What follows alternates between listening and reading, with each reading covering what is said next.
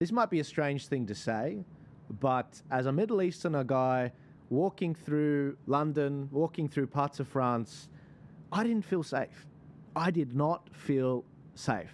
Now, I'm not going to go into all the stories of my trip. You know, I was gone for a month, and obviously I was trying to take a break after the election, but boy, Europe has radicalized me. I mean, coming back and seeing what a beautiful country Australia is and what we are, Australia's worth fighting for. Australia is really something special. And I really think that a lot of people are taking it for granted. And look, we're a wealthy country. We, have access to healthcare. We have the means to move up the income brackets. We do pretty well for ourselves to raise our kids pretty much how we want. And if we can't in certain states, we can move. But Europe has fallen. Europe has very much fallen. And I've got a lot of thoughts on this I'm going to share over the next few weeks. But I just wanted to say, hi, I'm back. I have a lot of thoughts after the election. We got some phenomenal results with regards to getting some One Nation senators up, New South Wales, Queensland, WA.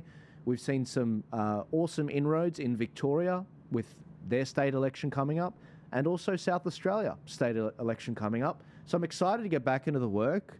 But the question I want to pose to you guys on this happy Friday, think about this over the weekend. Is Australia worth saving? Have you been overseas? Have you actually seen what it's like?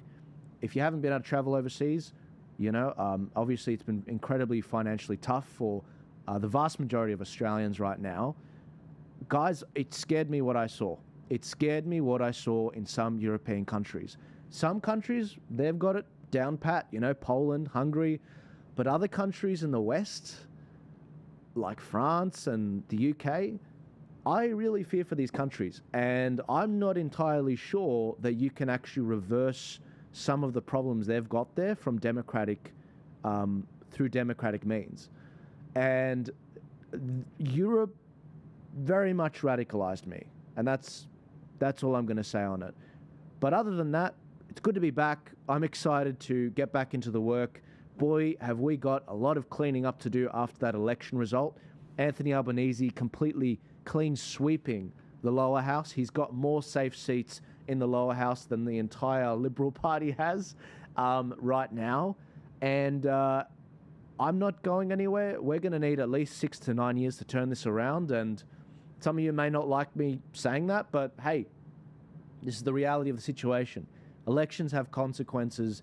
They do want to go after unrealized gains. They do want to go after your super. They do want to eventually bring in some sort of a death tax.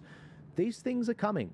And unless you're planning on moving overseas to Montenegro or some island somewhere, Malta, I don't know, we're stuck on this island.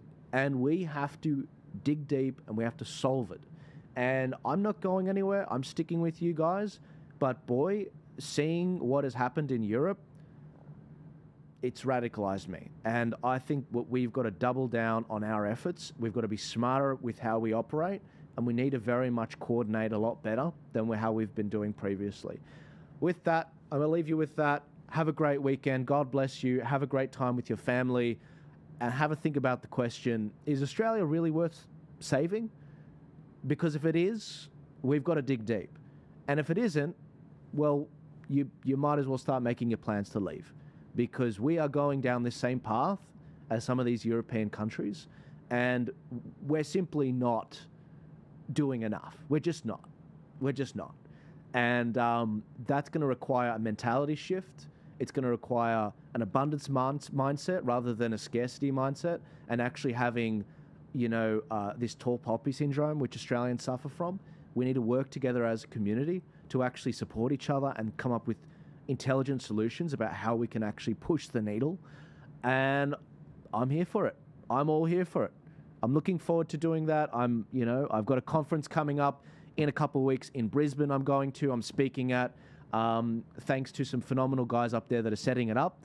And I'm excited. I'm really excited about the things to come. But boy, we are in for some hurt with Anthony Albanese. And Susan Ley, don't even get me started. Do not get me started on her speech at the National Press Club, starting with a welcome to country.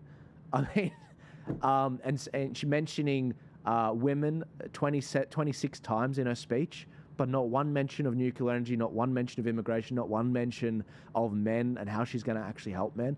I mean, guys, we've got to dig deep. We've got to do better. We have to push back, and I'm back. So let's do it.